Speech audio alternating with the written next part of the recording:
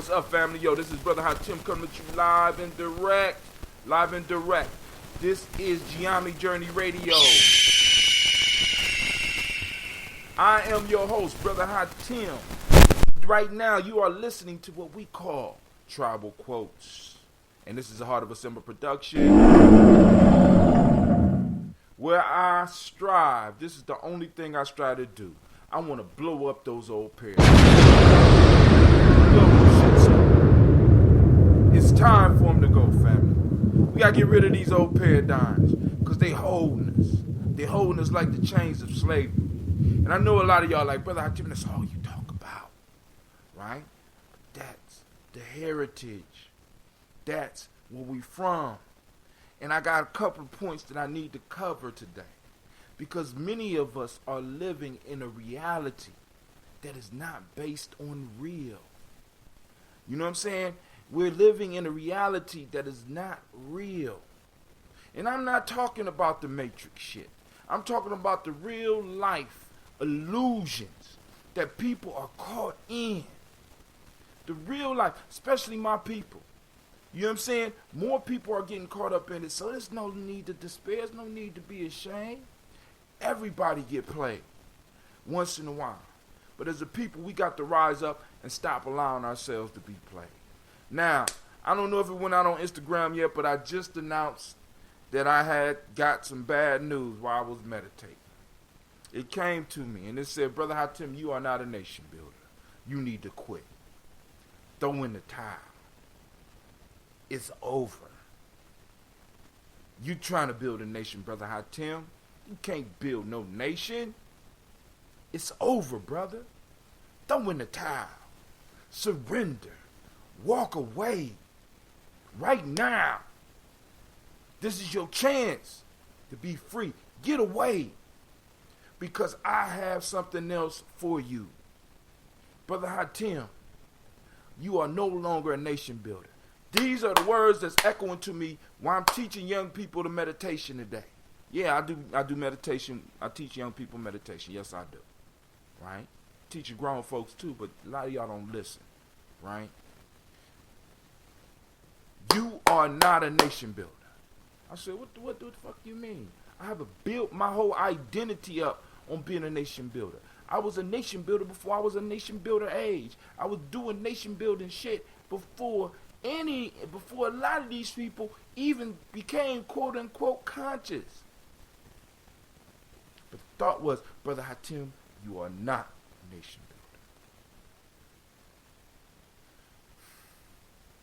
So I'm arguing with the voice. And the voice comes back and it says, Brother Hatim, how are you going to build a nation when you have nothing but straw and mud? Once you erect it, your enemy could just come and throw a match and your shit will just burn up. The reason we build cultures, the reason your ancestors built culture is so we could protect something. And from building, we was able to protect. But Brother Hatim, you lack the ingredients to build a nation. Our people lack the ingredients to build a nation. I mean, what you mean? I'm like, what? I'm sitting up here like, what are you talking about? We lack the ingredients. You got mud and straw. I said, oh, what do you mean? Brother Hatim, your people is living in illusions. We're living in illusions. So it said, look, go back to the 10 principles of Maya. Right? Control of thought, control of action, devotions to one's purpose. Faith in the master's ability to teach the truth. Faith in one's ability to assimilate the truth. Faith in one's ability to wield the truth. Freedom from resentment under persecution. Freedom under resentment under wrong. The ability to distinguish right from wrong. Peace, Brother Whitaker. Shots out. Make sure y'all like and share. An ability, and this is the most important one, the ability to distinguish the real from the unreal. So I'm arguing within myself. I'm like, what do you mean? Brother Hatim, you can't build a nation with people who can't distinguish the real from the unreal. Brother Hatim, you can't build a nation with people who can't control their thoughts. Because if they can't control their thoughts, they can't control their actions. If they can't control their action, they don't have devotion or purpose. If they don't have devotion and purpose, they can't have faith in themselves, let alone their master's ability to teach them the truth. I said, damn. Then, if I'm not a nation builder, what am I? They said, Brother Hatim, you a culture builder. You have to take the old and combine it with the new. You have to take what's here and you have to add what we have that worked. You can't build a nation without first building a culture. Let me say that again.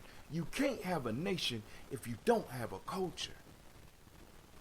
And our people have lost their culture. How do you know our people have lost their culture? All you got to do is look at their actions. All you got to do is monitor the thoughts. All you got to do is monitor the TV. We have been socialized since we was young, not to invest in ourselves, but to invest in others. Family. This is why I'm throwing in the towel. This is why I'm surrendering. This is why I'm no longer a nation builder. I'm throwing it away. I'm no longer a nation builder. I'm not even putting that on any of my tags anymore. Why? Because my ancestors revealed to me that I can't, what's up, Sister Sheila? That you cannot build a nation if there's not a culture established. Name one nation that started as a nation first and then built the culture afterwards. No, it's the culture. It's from the culture that the nature comes. Because within the culture, it teaches you how to act. Within the culture, it teaches you how to think. From the culture, you learn how to look at your perspective of time, and you learn how to look at the world. From your culture, you learn how to eat. From your culture, you learn how to think. From your culture, you learn how to operate within relationships. From your culture, you learn how to treat your significant other. From your culture, you learn how to deal with money and your relationship with money. From your culture, you understand and learn what success is. And Brother Hatim, my ancestors told me, y'all don't got that. And until y'all start establishing that, you can never be a nation builder. Because anything you erect will be destroyed.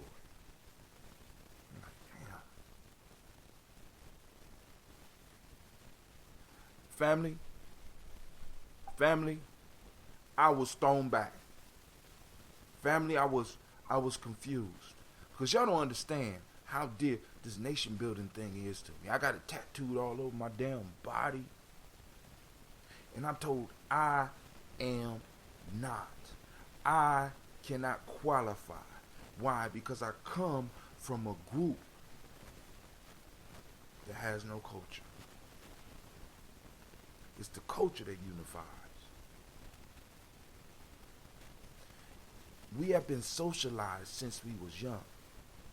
Since we was young to work against ourselves. We have been socialized since we was young to judge ourselves. We have been socialized since we want to get our... Y'all don't believe that Spreaker just dropped. I don't care. I'm going to keep going. Right? Listen. They are dropping. They are moving preschool to younger and younger. It was just announced that New York is moving from having preschool, mandatory preschool in a sense, you know what I'm saying? Because, from 4 years old to 3 years old, they're going to work it in. So now the babies come out the womb. The mother don't have time to be with it. The father don't have time to be with it. Why? Because the economic reality that we exist in does not allow us to spend time with the most important things. Y'all have to understand that. So we strip the parents away. So now the baby goes to a babysitter or the baby goes to a daycare. Now they want to start socializing the children at 3 and 4 years old. And I know some of y'all celebrate. But I need y'all to think about this. If we know that the food that's in this culture is not healthy for us, if we know that the water that they're pumping into us is not healthy for us, if we know all these things, why would we turn over children? I got a poem for you. I wrote this poem years ago. It say, why do they want our children? I wrote this years ago. Why do they want our children? We are told to educate and socialize, but the truth is they are being programmed for our demise. This shouldn't be a surprise because our open enemies' actions have never lied.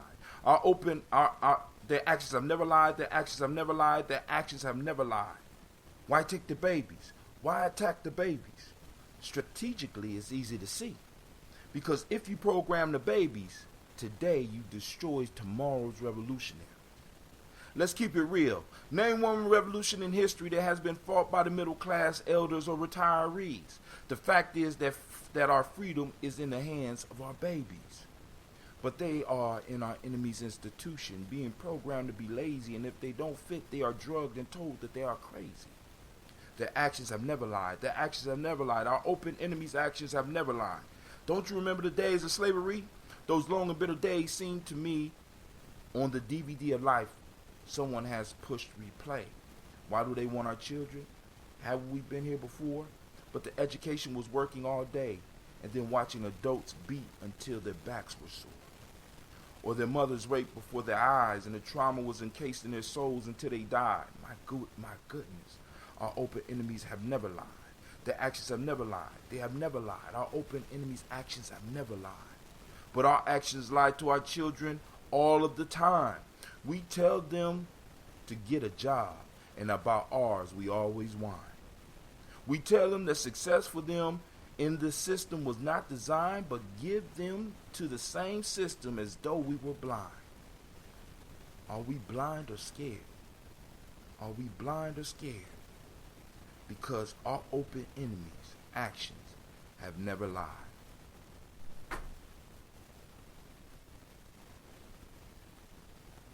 So, the struggle that I have, family, is how do I build a nation without a culture? All right, we just been joined on the line by Brother D. I'm gonna go on and get this thing together so he could call, so we could hear him. Everything is good. Boom. I'm connecting, so hold on, Brother D. No, that poem is in one of my books. Joining conference now. This call is being recorded. What's up, Brother D? This is Brother Hatim. How you doing tonight? Peace, man. Yeah, good, man. You say what? Yeah, I'm good. Yeah. Ready to dig into this proverb. Man, they off the hook today. But I had to just tell people, I tell them I quit, man. I'm throwing in the towel. I have to turn in my title as nation builder. I have to respectfully ask to get off the ship. I can no longer do it. Because you can't build a nation if you don't have a culture. So I have to bold step and be a culture builder instead of a nation builder. This is my task. You know what I'm saying? This is my task. You know what I'm saying? Maybe some of y'all stop being scared, take this Nguvu challenge with me, and let's get to building, right? Because the elements of a culture are very, very basic and very similar to the elements of a nation, except they're a little bit more subtle.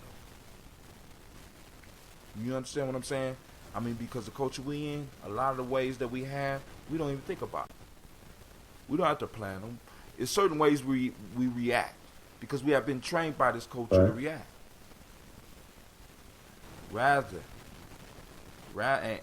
And the ways we have been taught to react, because this is the only culture we know, has basically been programmed into us for our own demise. Right. And so could it also be, it's a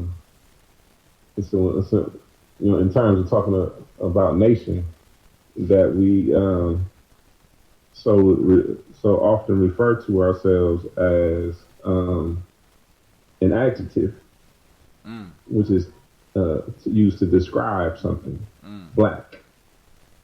You see, because if you look in the dictionary, you know, before they get into the meaning of a word, they'll have the part of speech. They'll even give you where the word even had its origin. But if you look at the dictionary, the next to it is in italics ADJ, which is adjective, which is something to the not. So I guess as we started with telling my nephew, your son, he said, Ujima. He said that's who we are. That's the that's our nation. That's the culture that we're talking about building it and embodying. Embodying. And so even within the players that we have, we say I am Gye-Nyame warrior. Mm-hmm. So Gye-Nyame and the warrior, those aren't adjectives. Those are actual nouns. Those are things. Those are beings. Those are energies that we're espousing. That we're talking about being. Yeah, this is why I was stuck in that meditation, man. I was like, man, I ain't want, for the first time in a long time, I ain't want to leave. You know what I'm saying? But I had to get up and move out the way so that the drill could go on. But and man, but hey, so I gotta go on and drink some of this ambrosia. I'll get you a copy of that poem, Sister Sheila. Now, this one right here is that ginseng, right? I got some bottles of that ginseng available, family, right? Y'all got it, man, an elder called me today and said, bruh, he bought a gallon of the Death Eater. Now, when I tell you the Death Eater is no joke, family, when you buy gallons and half gallons from me, you have to do this every so often, at least once a day. I don't know if y'all heard that. You gotta let that gas out. All right? It's sort of like if you hold all your farts in, you will blow up. And that's exactly what happened to my elder's bottle. The bottle was in the car with me all day, shaking while I was driving. It's about a half an hour drive to the school. It was sitting out there, and it got warm out there. And, they was eating up because this ambrosia strives to eat up all of the for lack of a glucose, I'm going to say glucose instead of sugar, all of the glucose inside of the honey. Then it produces a gas. Now, that gas is what, in a sense, the bacteria exist off of. So we got a symbiotic relationship going on here. So right now, what this one is, this is ginseng. And we're going to sip on a little bit of ginseng while I'm talking to you. This one is especially brewed with brothers in mind. Brothers, if you don't know about that ginseng root, you better get up on it, right? If you don't know about that ginseng root, you better get up on it. Now, but the only issue is, if you eating all that junk and eating a lot of stuff, the ginseng ain't going to have no effect on you, family. You got to clean up, right? You got to clean out your body. These bodies are tools that the Creator gave us, right, to work with. These are our instruments, right? So we got to clean them up so that we could use it properly. We're missing out on a bunch of life. We're not seeing a lot of things. Why? Because a lot of us are dirty. You know what I'm saying? I'm not saying you got to necessarily change your diet, but every now and then you need to take a break. You don't think? All right, so now I want to say happy Ujima to all of y'all. I don't know who that was that threw that thumb up, but shouts out to you. Throw your name up, throw a statement up so I can see you, so I can give you some credit. Oh, my God. Oh, my God.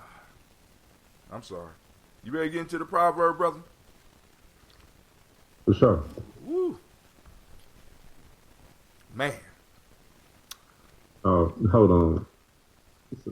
My son has awakened. I thought he was asleep. I'll be right back. He ain't letting nothing go down. So I'm gonna read the two proverbs that we're gonna try to cover today. Listen to me, family. These are life changing. Word. Ideas contain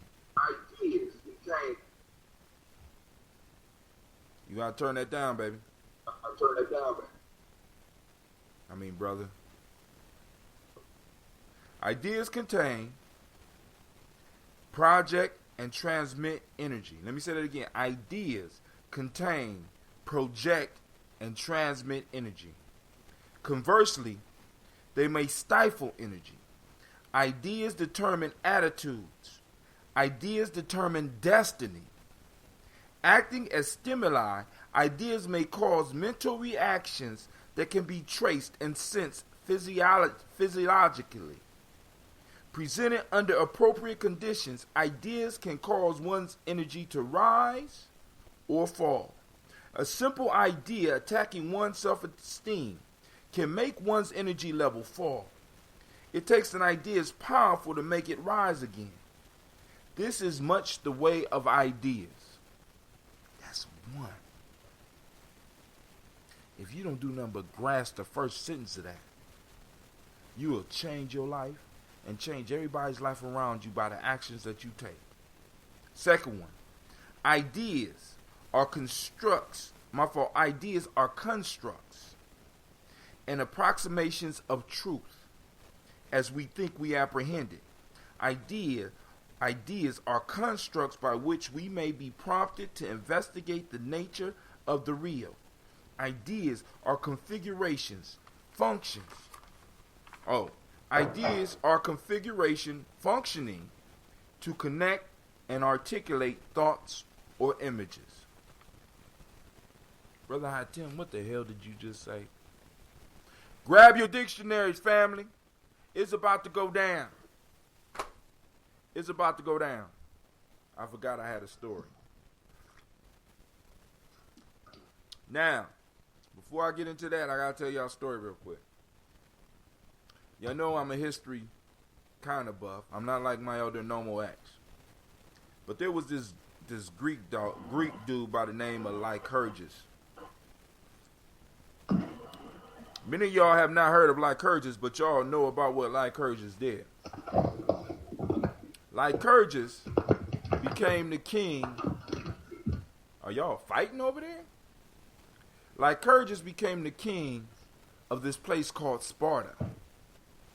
How did he become king of this place called Sparta? Well, Lycurgus left because his brother became king, and his brother kind of got jealous of his power that he had, the influence that he had, so Lycurgus left. But instead of just leaving and going and live a life of luxury, because in those days, Spartans they was just a regular Greek people. He went to Africa.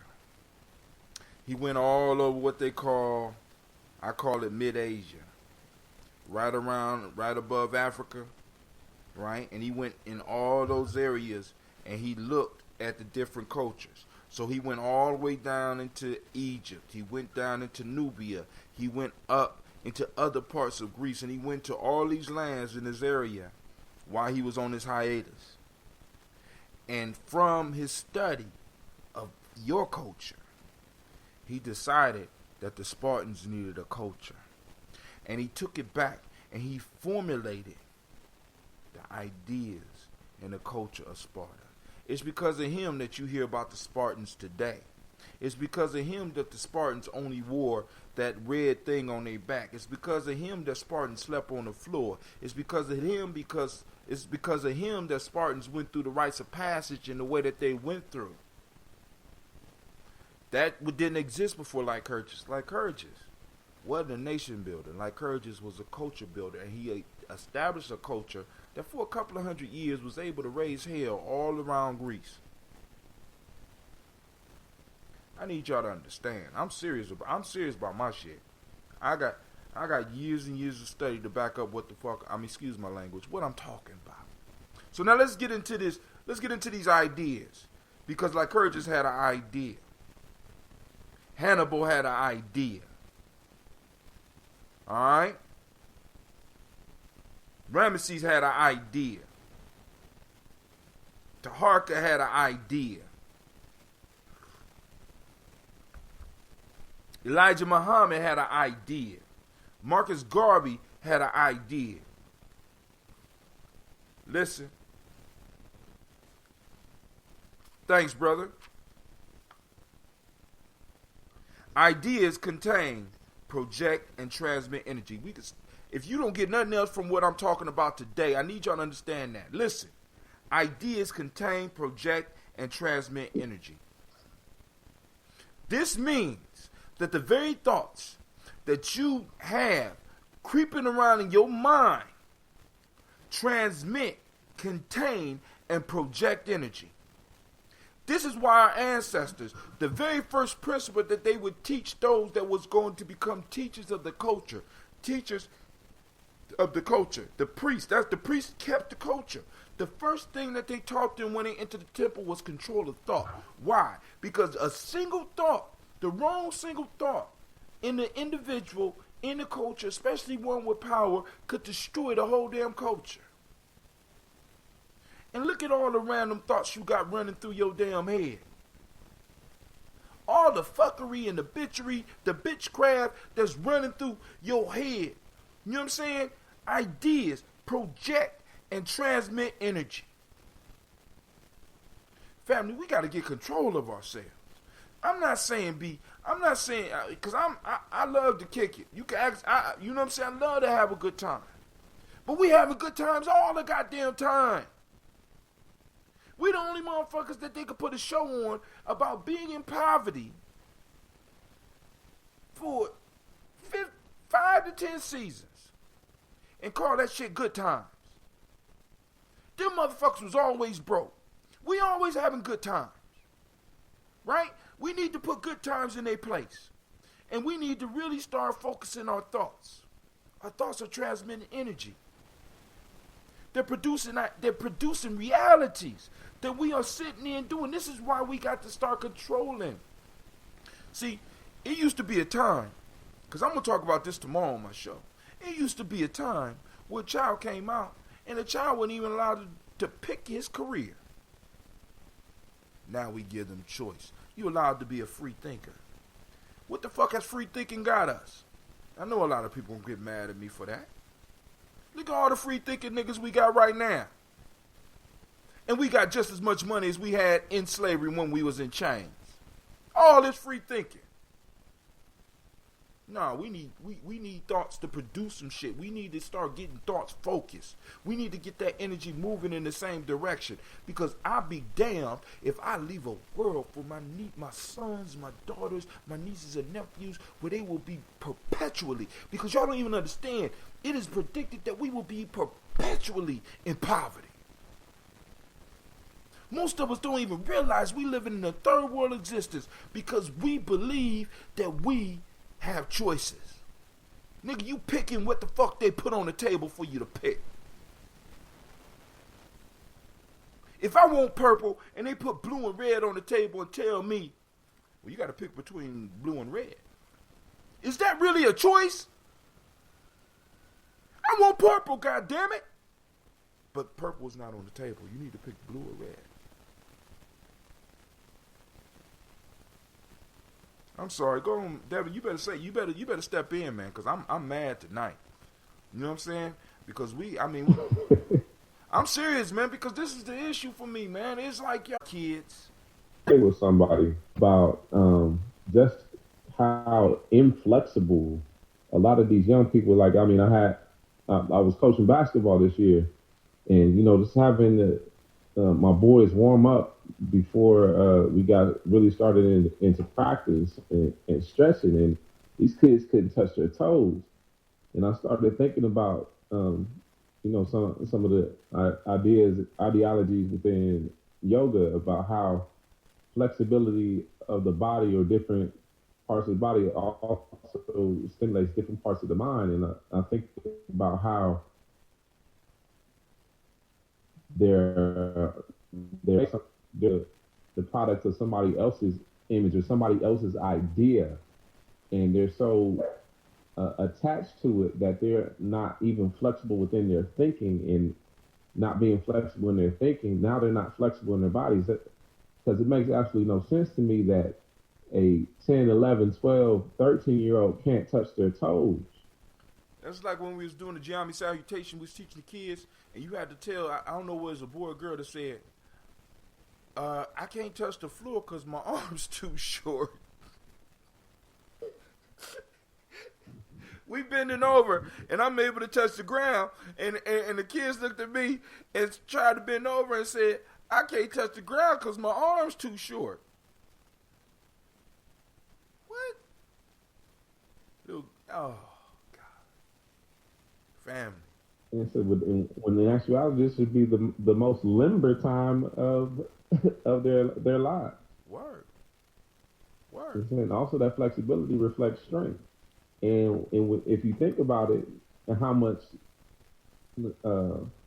grit our young people lack, and how any sign of adversity is no longer they don't go into a mode of problem solving or critically thinking of how do I alleviate this problem, or ask questions about to make me even think of how to approach this problem. They just give up. They just give up. There's no idea. Hold on. Check this out. It says conversely, it said ideas contain, project, and transmit energy. Conversely, they may stifle energy. So our children are being fed the wrong ideas, right? It's like the ideas they are being fed about who they are is being slid to them. It's being given to them, and it's stifling their very, very development. It's stifling their energy. You understand what I'm saying? They have the ability to choose. Like many of us believe we have the ability to choose. But it's just like the election. You know what I'm saying? We got caught up in the election, right? Talking about, who you pick. I mean, is it really a choice? Right. When it's just two sides of the same coin, heads or tails, it's still a 25-cent piece. There you go. Miss Sheila say it's one side. Miss Sheila said, Devin, that's exactly the issue I'm having with the after school program. As far as when we was talking about the stretching and the moving of the body, they complain about their bodies being in pain, and some just walk out and go home. We living in a totally different time. I heard some coaches describing football practice, and I didn't recognize it, so I didn't even join the conversation. I come from a time when my coach kicked my ass, and my mama made me go back. You understand? Right. You know what I'm saying? The thought of quitting, there was no option. Yeah, that was for me too. You decided this is what you were gonna. Well, actually, let me say I had choices. You was either gonna do this, or this. whatever you decided, that's what you was gonna continue. You're gonna finish it, see it through to the end, no matter how you felt about it. So. And it says ideas determine attitudes. Ideas determine destiny. Now, let's look at the influx of the ideas that are coming into our communities, that are coming into our lives. We are being inundated with ideas. And it says ideas determine attitudes. Ideas determine destiny. Now, I got a question. How many of us feel confident in allowing a 10-year-old to decide their destiny? Not I. Hell, I'm not confident with some of the adults around me deciding their destiny, or deciding the destiny of something I'm a part of. Hence, why I'm doing podcasts and not doing meetings and shit. Ideas determine attitudes. Ideas determine destiny. As a group, what ideas do we have? Because all we gotta do is to know the basic ideas on our people's mind. All we gotta do is look at the collective attitude. What's the collective attitude? All we gotta do is drive through the neighborhoods. We can see the collective attitude. which tell you the ideas that are on the people's minds. Ideas determine destiny. What is the collective idea about our destiny?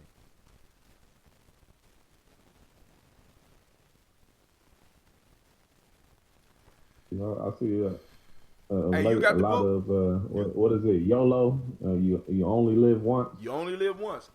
Yo, you Type got of mentality. Devin. Keep it going for a second. Yeah. Keep it going. All right. I told you this that, ain't no that joke. whole YOLO type of mentality that doesn't plan for any type of legacy or dynasty building. It's really that independent type of thinking. And so where it's all about self, and this whole splinter thing, which makes me think about how we talk about even the number system. Independent isn't one. That's matter of fact, that's not even in something, not even a part of the number system that we talk about. We talk about the number one being interdependent. And so where we need one another. We need to have that interaction. We need to be able to develop relationships. We need to have networks that allow us to actually maximize our potential and maximize our value within a group. And so because collectively is the only way that we can do what we need to do for ourselves. And so much of the idea that young people or this generation, even our community, let's not just say young people, our community right now is basically you get yours the best way you know how. Yours the so best even when we were way talking you know about the idea of living communally for a time and being able to pull those resources where everybody doesn't have to to exert all that effort of stressing out about what's going to get taken care of. Everybody does their portion, and so you can get it done. Not rely on a percentage of multiple people's efforts than having to concentrate all of my efforts on trying to get things done. As long as everybody's doing their part, we're going to continue to move forward. Right. But of course, the ideas that was put on us, the way we was taught to think is like you said, I got to get it on my own. So I got to go spend all of my resources. If we look at the amount of resources that each of us spend on our own individual living, it's ridiculous. Most of our income is going towards rent or mortgage, utilities. Really, that's it right there. You know what I'm saying? That's a lion's share of that, and most of that is going to other people. There's no way that you could support a community if 50% of your resources are flowing away from you. This is why I was really hurt when people couldn't even understand what I was talking about with Ambit. You know what I'm saying? It's like, we got on the Ambit thing and we started doing it and people couldn't really understand. I said, you pay your damn electric bill and gas bill anyway. Why not pay it so that we could benefit? Yeah, we still live, brother. Word. Shouts out to Issa. You know what I'm saying? And people just couldn't catch it. I had people get mad at me. Talking about, you just want to take my money. The fuck you talking about? You paying the bill anyway. And I'm going to save you some money. The fuck? This is the mentality of these are the ideas.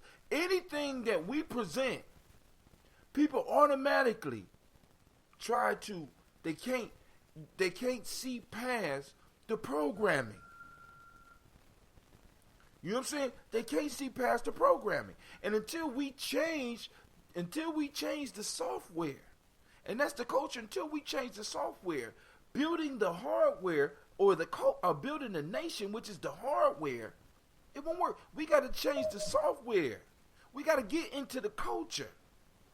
And it don't, and the culture unites. The culture brings people together. It's not about what you necessarily believe in, although your culture shapes and forms your belief. So you could be whatever you want, Right. but the point is the culture helps you understand your place with the creator in a different fashion. Man, hold on. Let me ideas determine destiny. And this is what people don't understand. What are the thoughts that's flowing? What are the ideas that you're holding? Your ideas shape and form your destiny. Even before they become spoken and become actions. What's rolling around in your head sets the template for your life. Come on, family. We got kind of like your focus or your vision. When we That's start right. talking about, we can look at what our physical eyes look at, but what are your mental eyes looking at? Exactly. So what is the focus? Exactly. What's at the core? See, because a lot of us, we are on autopilot. This is why a lot of us get into challenging beliefs, because once we find something that forces us to think, it starts feeling good. And we want to share how good it feels. So we start proselytizing and start chasing people away. Hey, there's a different way. You know, but the piece is we got to figure out how to do that in a fashion that sparks interest. All right, we ain't gonna make it through to the number 2 today. Acting as stimuli, ideas may cause mental reactions that can be traced and sensed physiologically. So ideas can affect you on the physical level. That's called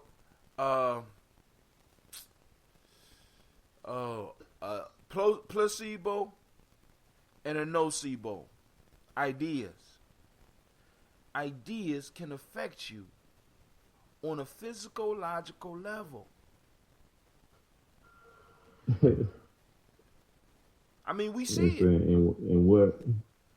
Yeah, when you think about how the ideas, how they affect you emotionally, what energizes that idea to to foster it forward.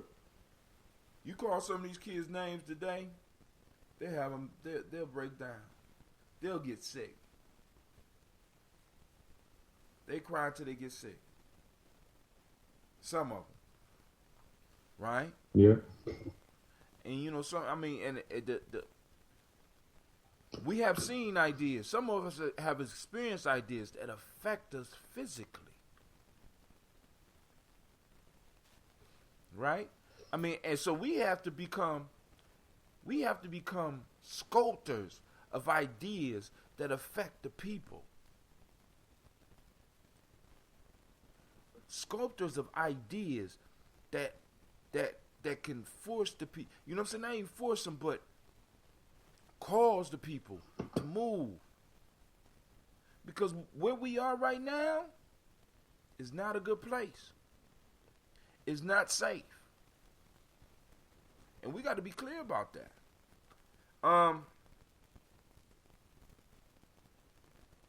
Acting as a stimuli, ideas may cause mental reactions that can be traced and sensed physiologically. We know this. Like I said, placebos and nocebos. We know that ideas, your idea about something, affects how you deal with the world. Right. Presented I'm sorry, go ahead. Sometimes I was gonna say sometimes those ideas come in forms of what we call fears.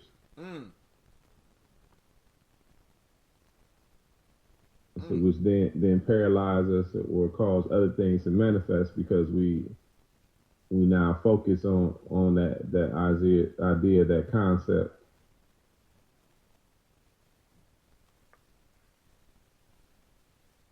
Fam.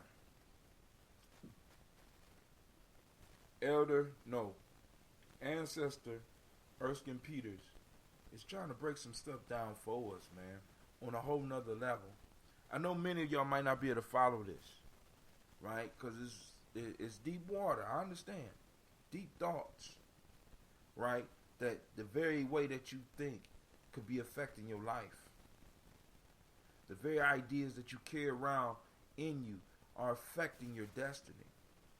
And I know that could be scary. But what's even scarier is the end that these ideas that we are carrying, that we have been given, that we have ingested, that we have accepted, is the ends that they will that they will take us to. All right? So I'm just saying, look at your ideas about your life and ask yourself the 10th, are you exercising your ability to distinguish the real from the unreal? Like I was confronted yesterday by a video that challenged my whole perception of black economics. It was by Antonio. I can't even remember the brother's name. He was on there with a sister. Oh man, Breaking Brown, and a lawyer out of L.A. And it's like, has African Americans been priced out of the American dream? And the stark reality is that when you look at it, statistically, we have.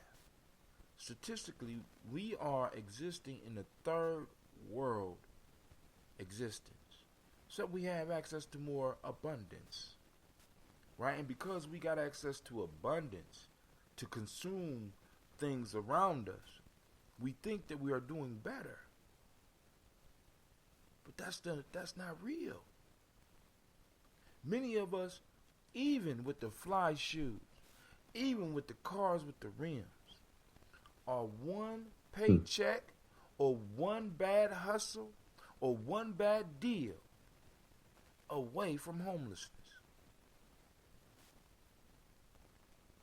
And we're existing in a reality as if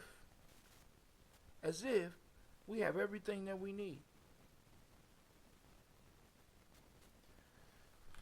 And it's kind of scary, because I'm living like that. And I'm changing my thought pattern. You know what I'm saying? I have to admit that I'm living in poverty. All the little shit you see around me, this little mic and shit, you know what I'm saying? And the computers, I'm living in poverty. I have to admit that shit. And because I'm living in poverty, I can't be carrying on as if I have wealth. I don't have an inheritance coming to me. The chances of me, and we can't even count the lottery. Some of y'all are living your life as if you got a lottery ticket in the future already promised to you, gonna get it. Some of y'all living your lives as if a record producer is somewhere waiting for a contract for with you right now, not even realizing that that's not even no real money. Our people have been boxed out of having access of any money. My man, he wrote the book,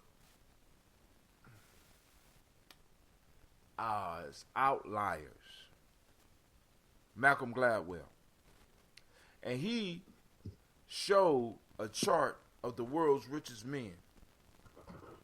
And he showed between the years 18-something and the early 1900s, a majority of the millionaires, and now families that are billionaire families, the patriarch or the matriarch was born during that period. What does that say? Well, I have to go back historically and look what was going on with my people during that time. When it was giving out the land that some of these people became rich on, we didn't have access to it. We weren't allowed to get it. When it was giving out resources and stuff like that, we weren't allowed to get it. If we built it, they took it or destroyed it. Right? All these millionaires, Ford, Carnegie, Rockefeller, DuPont, you look at them, all of the patriarchs and matriarchs born at a certain time, and at that certain time, they were receiving free stuff. And they was able to parlay the free stuff into wealth. And now we're being told, this delusion that's being paid for it. You're being told that you need to lift yourself up by your bootstraps. Somebody took your bootstraps 200 years ago. Now Rockefeller wearing them. As a matter of fact, he might got one of your kids that's missing because he had about 9 heart transplants. Where he getting them goddamn hearts from? I'm just saying, family. I need y'all to think about this. All right, we're living in an illusion. Most of us, we in poverty. Because if we don't have generational wealth, we're in poverty.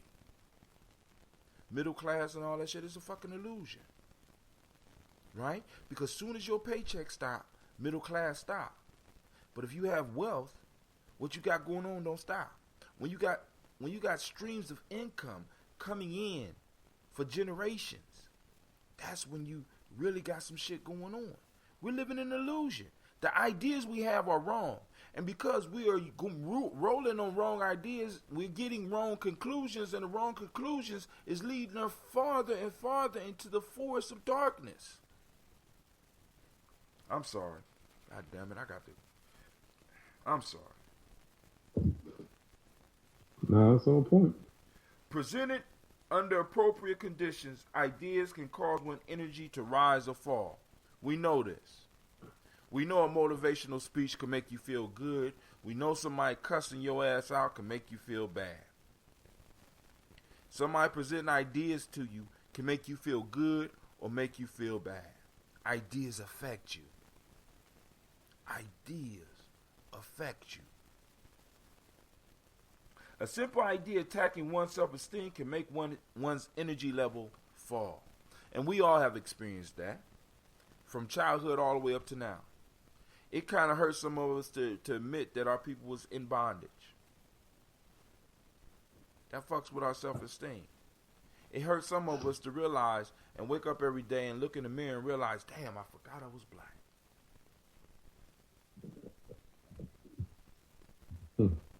Ideas.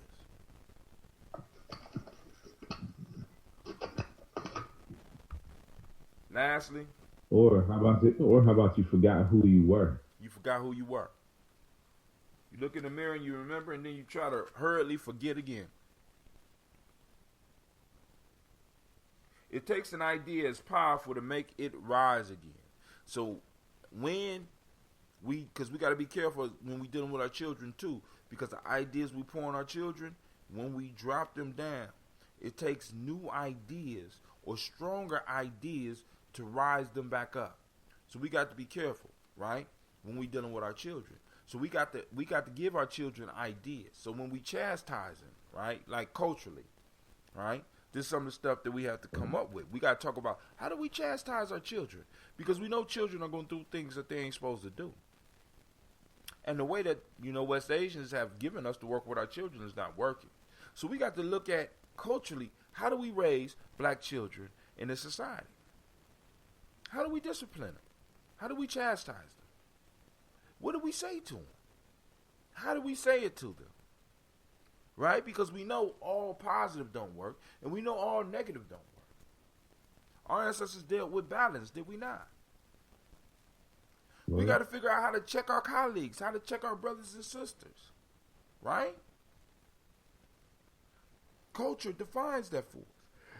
And because we don't have a culture that instructs us on that, we are here floating in the middle of ocean of life, in the middle of the ocean of life without a rudder. No oars, nothing. We just caught up on a wave. So something pop up, a wave pop up, we're uncomfortable with. We deal with it in a fucked up way. And wonder why shit ain't working out for us. Last. This is much the way of ideas. So in one paragraph, this ancestor has given us the key to creating and controlling ideas in our life. And he has told us why we need to control our thoughts and why we need to control the thoughts of our children. And stop leaving it to all these random things. I mean, even when they watching stuff, you need to debrief with them. And I got problems with that too. I'm working on that too. I'm working on that shit too. I mean, we got a lot of growing to do. Like I said, that's why I say I'm not a nation builder no more. Because I can't build a nation with straw and mud. Right now, we mud and straw, y'all. Some of y'all, actually, we just got mud. Hell, we can't afford the goddamn straw. So I can't build a nation with mud. I got to start building this up. I got to start planting the seeds in the mud and start getting trees so that we can chop down and have wood. I got to make sure that somebody know how to work with that mud and turn some of that mud into bricks. You know what I'm saying? Because once a culture is able to start harnessing the people and getting the people the skills they need, that's when a nation is born. The nation comes up out the culture, not vice versa.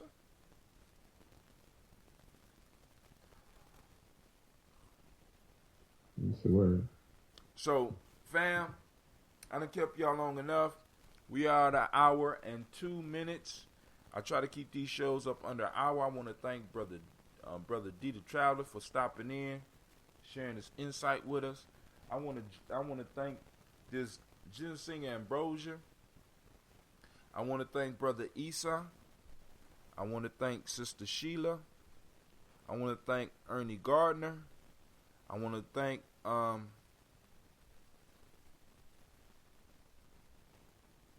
let's see who else is on here. Brother Whitaker. Who else? I want to thank Larry and Kelly Estes. All of y'all for stopping in. Whoever else is out there. Remember, I do the morning toast. Some of y'all are from Emoji Tania. I'm up at 4:15 every morning doing the toast. Feel free to join me or to view it at your own leisure. But toast your ancestors on a daily basis. I am going to post up the Nguza Saba Challenge for those of y'all out there who might be bold enough and brave enough to take the challenge. Because I know it's rough, right? I know it's hard to change how you see the days. I know it's hard to get up and possibly work out. I know it's hard to drink enough water. I know it's hard to possibly really take a real look at your diet, right? I know it's hard. So I ain't mad. I was scared at first too. That's why it took me so long to ride it and even put the challenge out. But those that are bold enough, brave enough, looking for a challenge, looking for something to conquer, here you go right here. 21 days. That's all I'm asking. Now, for those that want to go see how deep the rabbit hole go, we will be creating a warrior training program. And it'll be like it's gonna move beyond 224, but we're gonna have a 21-week warrior training program where individuals, because Brother Hatim ain't gonna be the only one that's gonna be guiding you through this one. This is gonna be like a college course. You're gonna get a certificate for graduating from this one. So I'm pulling out all my resources. I'm pulling out all the stops, right? So we're gonna have some heavy hitters. I ain't gonna say heavy, we're gonna have some hitters on this one. You know what I'm saying? Maybe the next cycle we better get some heavy hitters after we get enough individuals to show success from what we doing. You know what I'm saying? We better move to the next level. So this is Brother Hatim. I wish you power. I wish you peace. I wish you joy. And most of all, I wish you 100 years. And with that, I'm out. Peace.